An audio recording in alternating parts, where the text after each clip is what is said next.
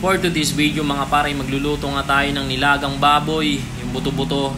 Dahil request ni Commander ito, nagki-craving siya, gusto niyang humigop ng mainit na sabaw na mas mainit pa daw sa panahon natin ngayon, men.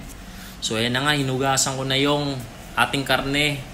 Papalambutin muna natin yan, papakuluan muna natin para matanggal yung amoy niya, yung unang sabaw syempre. So ayan na nga mga men, yan, kumulo na yung ating nilagang baboy. So tatanggalin natin yan, yung unang sabaw. Dapat itatapon natin yan kasi medyo maamoy talaga yan. Yan, tinatanggal ko na. Yan, kasi gigisahin muna natin yan. So ayan na nga, maglalagay na tayo ng mantika. Yeah, giling-giling mo baby. Let's go. So ayan, maglalagay na tayo ng ating mga ingredients. Sibuyas, bawang, luya, sile, pangpalasa, pangpaaroma sa ating lulutuing nilagang baboy na mas lalong sasarapan at lalong mas sasarap. Yeah, let's go. So ayan na nga, ilalagay na natin yung ating karne. Yeah. So ayan na, ilalagay na baby. Halu-haluin natin. Na-realize ko mainit pala, kailangan natin ng basahan. Let's go. Shit. So ayan na nga, hinahalo-halo na natin. Kailangan magkulay brown yan para mas kumapit yung aroma ng ating mga ingredients sa karne. Yan, sige lang, halu-haluin mo lang yan hanggang sa mapagod ka, men. Yeah, let's go. Yan. Tapos lalagyan natin ng potato. Siyempre hindi mawawala yan pag nagluluto kayo ng nilagang baboy. Kailangan talaga yan. Yan, potato. Alright, tapos halo-haluin natin ulit yan. Ihalo-halo mo. Let's go baby. Tapos lagyan natin ng tubig. Sabaw natin yan. Kalahati lang kasi dalawa lang naman kami ni Commander ang kakain yan. Okay na yan. At lalagyan natin ng pamintang buo. Hindi yung durog kasi pag durog malamang bakla yun. At huwag natin kalimutang maglagay ng pork cubes. Pangpalasa, pangpasarap. Number 1 yan, men. Right. Kulong-kulo na.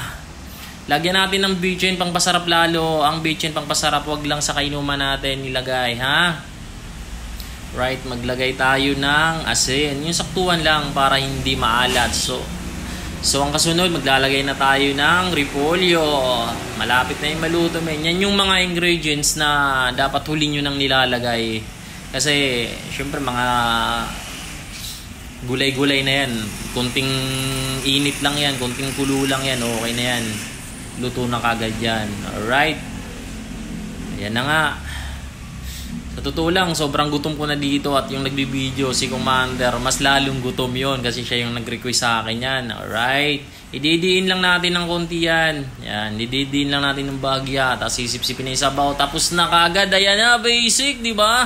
Napakadaling magluto ng nilaga. So ayan na nga, kumuha na ako ng para sa akin. Isa pa, dalawang buto na yan sa akin, syempre. Kasi ako yung nagluto, dapat ako yung mauna. Ayan yung kay Commander.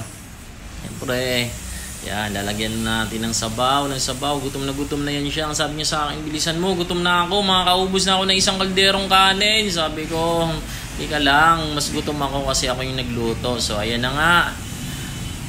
Naglagay na ng pichay. Sabi niya, lagyan mo ng pichay. Nainis na ako, gutom na ako. Pakibilisan yung pagsandok. So ayan na nga, pinakita ko na sa inyo. Ito na yung result ng aking pagluluto kanina. Ngayon tikiman time. Alright, tingnan natin yung unang higop. Oops, ang sarap. Approve. Alright.